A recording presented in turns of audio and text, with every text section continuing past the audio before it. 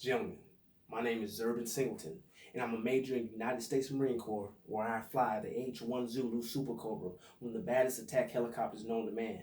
But before I arrived to where I am today, it was a long and rough road that took lots of perseverance and faith. See, I was born in Anchorage, Alaska.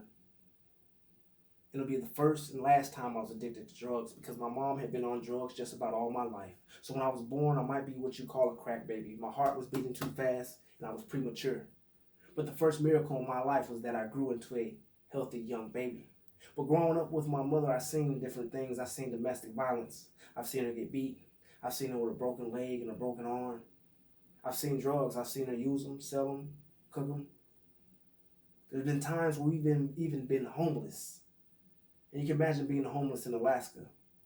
But though we were homeless, we were always protected by the storm.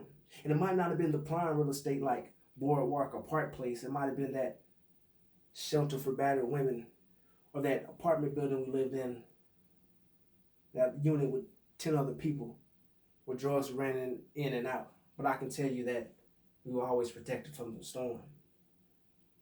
And you can probably hear that I have a southern accent, and no, that doesn't mean I'm a black Eskimo. I eventually moved down to Georgia. And you're probably wondering, how did you go from Alaska to Georgia? Well, it was a time when my mother was on probation and the bounty hunter was coming just so they could sign some papers, and she was probably high at the time, so she got scared and she runs. See, we lived on the second floor, a building, apartment C. So she runs down the stairs, bounty hunter chases after her. I hear a scuffle ensue, and bam! A gunshot. I hear my mom pant. She runs back up the stairs. She goes in the kitchen. She grabs a butcher knife and she runs in the back room. And I thought my mom had been shot. I didn't know what was going to happen. I knew she was a nurse in the army, but I knew she couldn't do surgery on herself. So the police get there, the ambulance, they break down the door, they disarm her, and there's 2 holes in her shirt the size of a $50. One where the bullet entered and one where the bullet exited. But by the grace of God, that bullet didn't strike her that day. But she ended up going to jail. And see, I didn't understand. I'm like, this man just shot at my mom. Why did she have to go to jail? But she had violated her probation. There was drugs in the house. There was a shotgun. And this time when she'd be going to jail, it'd be for a couple years. So my aunt, who I would go live with when my mom got in trouble, said, you can stay here with me in Alaska, or you can go down with my daughter and her family in Georgia. And I can tell you that I wanted to fly since I was a little kid. So in my mind, I'm thinking, man, if I go down to Georgia, the only way I can get down there is I have to fly. So I got in the airplane. I told her I want to go down to Georgia. I got in the airplane, flew 4,000 miles to Georgia, and it was a little bit different. They talked a little funny. It was a little bit hotter. They were asking all these kind of questions when I got there in 5th grade. They were asking, was I Eskimo? Did I ride sled dogs? And some of y'all are probably thinking the same thing. But Alaska's just like anywhere else. I lived in a regular house, drove regular cars. When I got down there, we had a career fair. And the teacher asked me, what did I want to be? I'm like, man, I don't, growing up, I wanted to be a fireman, a policeman, or anything that had man in it, I wanted to be. And I started doing my research. I was looking in this book, and I learned about an astronaut. I'm like, man, astronaut, that seems pretty cool. You can go outer space. I love science and math. So, man, it sounds like a good fit. But in order for me to be an astronaut, you have to go to college. And see, before me, there had been no male in my family that had been to college. And I knew my parents didn't have money to send me to college. So I really had to do something because, see, I had a goal. I had a dream. I wanted to be an astronaut. I wanted to fly. So in order to do that, I had to go to college. So I really started to apply myself. I started getting good grades. I started to excel on the football team. I was team captain of the football team in high school, team captain of the wrestling team, where I also won state in wrestling. And I started to get all A's, and I can tell you it wasn't because I was the smartest person in class. It was because I was determined to work harder than everybody else. And on the football team, it wasn't because I was the biggest or strongest or fastest. I was determined to work harder than everybody else. I mean, that's what it means when they say have a 5-star heart. So I'm in high school. I get accepted into the Naval Academy. Everything is going all right. But see, I haven't really talked about my father much because he left before I was born. And when I was 15, I had a chance to meet him. And see, I kept a positive mind state, a good attitude about the situation because I went there with the wrong situation. There was no reason to go meet him. I meet him. We started to grow. He's coming to my high school graduation. And a week before I'm supposed to graduate from high school, I get hit head on by a drunk driver. I break my collarbone, and the Naval Academy tells me that I can't go there anymore because I'm not physically fit. Man, it's like all my dreams came crashing down. What I've been working for since 5th grade. See, the Naval Academy had graduated more astronauts than any institution in the world. I was on a full scholarship. I was going to play football there, and I was going to major in aerospace engineering until I get hit head on by a drunk driver. So what was I supposed to do? I fell back to my faith. See, gentlemen, there's an acronym that I love to use called You Can Far. You can go far. You can go far in your life. You can go far in football. You can go far in your faith. See, the F in far stands for faith.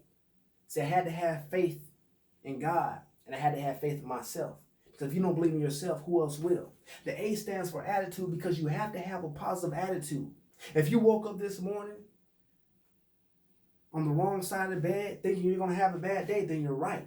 But if you woke up this morning knowing that you're going to be somebody, that you're going to go somewhere, that you're going to do something, then you're right. That's how your life will be. And the R stands for reaching because you have to constantly reach for your goals and work hard for it. And my goal was to be an astronaut, to fly, to go to college. But it seemed like it had been taken from me so soon. So what I was going to do? I fell back to my faith. I prayed about it. I kept a positive attitude, and I reached for my next goal was to get to college. I went to Georgia Tech. Last minute, they accepted my application. I get there. I walk on the football team. I make it. Everything is going well.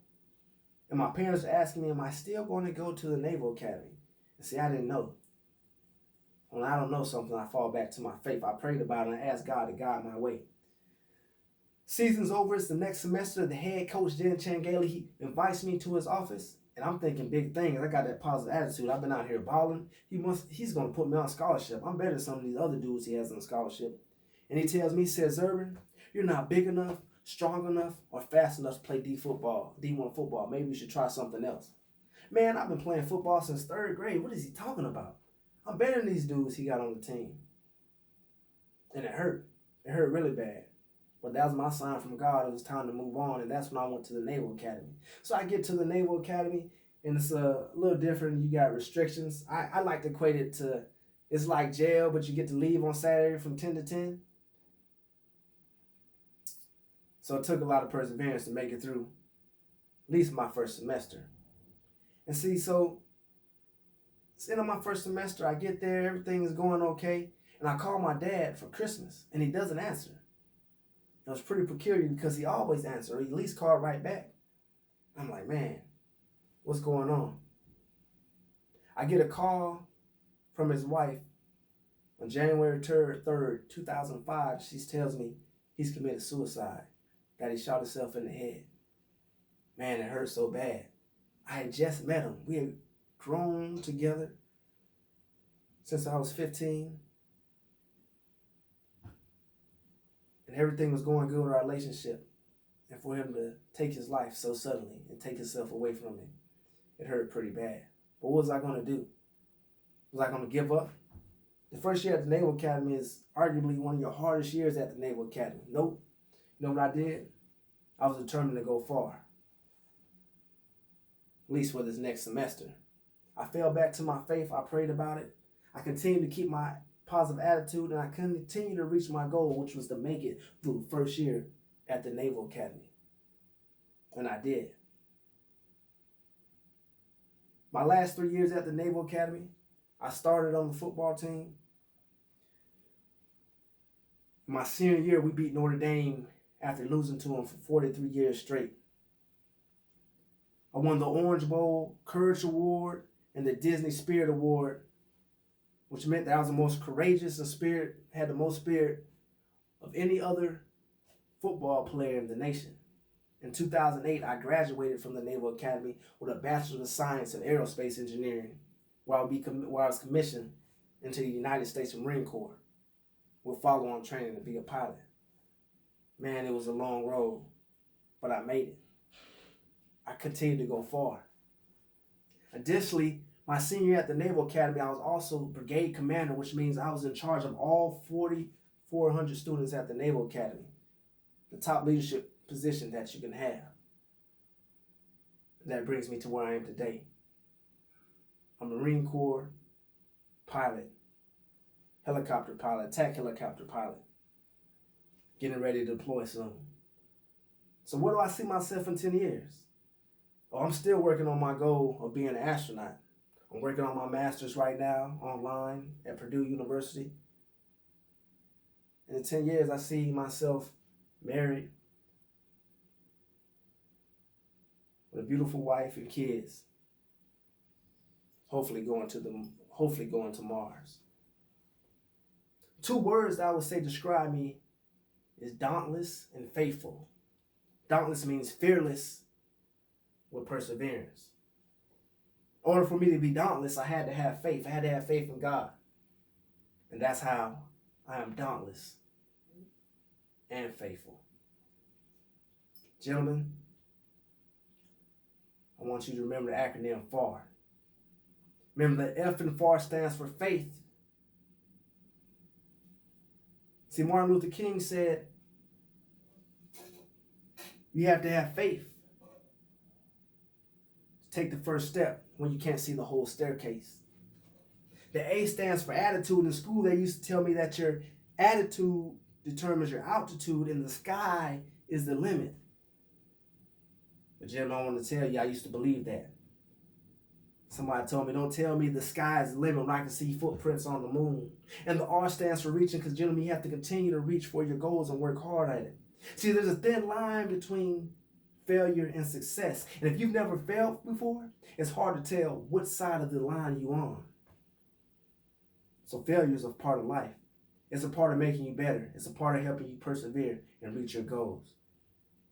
Gentlemen, I believe in you, but you got to believe in yourself. Go far.